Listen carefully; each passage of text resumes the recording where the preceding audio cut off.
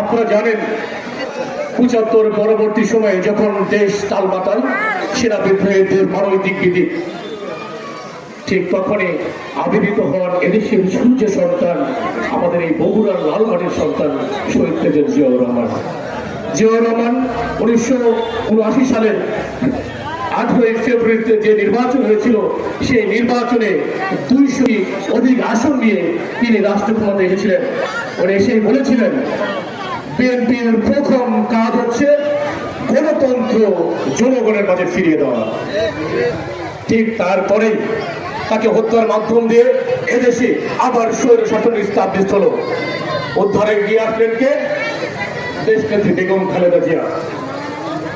আপনারা নিশ্চয় মনে আছে ১৯৯১ সালের সম্ভবত ২৭ ফেব্রুয়ারিতে যে নির্বাচন হয়েছিল, সেই নির্বাচনে বাংলাদেশ জাতীয়তাবাদী দল ও ধানের শীষ ১৪০-এর অধিক আসনে নির্বাচিত হয়ে সরকার গঠন করেছিল। বন্ধুরা, ঠিক তেমনি এবার অনুষ্ঠিত হতে যাচ্ছে এই ফেব্রুয়ারি মাসে নির্বাচন।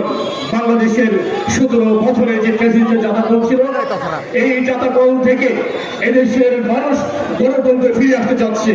আপনাদের সামনে উপস্থিত হয়েছে সেই মহেন্দ্রক্ষণ, আবার সেই ফেব্রুয়ারি মাস। বাংলাদেশের দুইবার যে এই স্বাধীনতা, সার্বভৌমত্ব, আঞ্চলিক অখণ্ডতা যা হুমকির মুখে চলে গিয়েছিল, সেখান থেকে যে ফিরিয়ে নিয়ে এসেছিলেন শহীদ প্রেসিডেন্ট জিয়াউর রহমান, তারপরে যে পরিপক্ক দান করেছিলেন দেশ নেত্রী বেগম খালেদা জিয়া। ঠিক তেমনি আগামীর যে নির্বাচন আসছে, সেই নির্বাচনের যে শহীদ প্রেসিডেন্ট জিয়াউর রহমানের জ্বালিয়ে দেওয়া সূর্যের মতো আলোক মশাল আমি আপনাদের হাতে দিয়ে যাচ্ছি।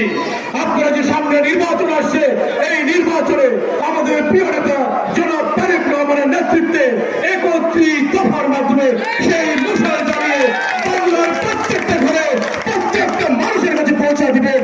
এই আশা ব্যক্ত করে আপনাদের সবার সুস্বাস্থ্য মঙ্গল কামনা করে আমার বক্তব্য শেষ করছি। আল্লাহ হাফেজ। বাংলাদেশ জিন্দাবাদ, বাংলাদেশ জাতীয়তাবাদী দল জিন্দাবাদ। দেশনেত্রী বেগম খালেদা জিয়া দীর্ঘজীবী হোক। তার অহংকার জনাব তারেক রহমান জিন্দাবাদ। পার্টির প্রতিষ্ঠাতা চেয়ারম্যান, আদর্শিক পিতা শহীদ প্রেসিডেন্ট জিয়াউর রহমান অমর হোক।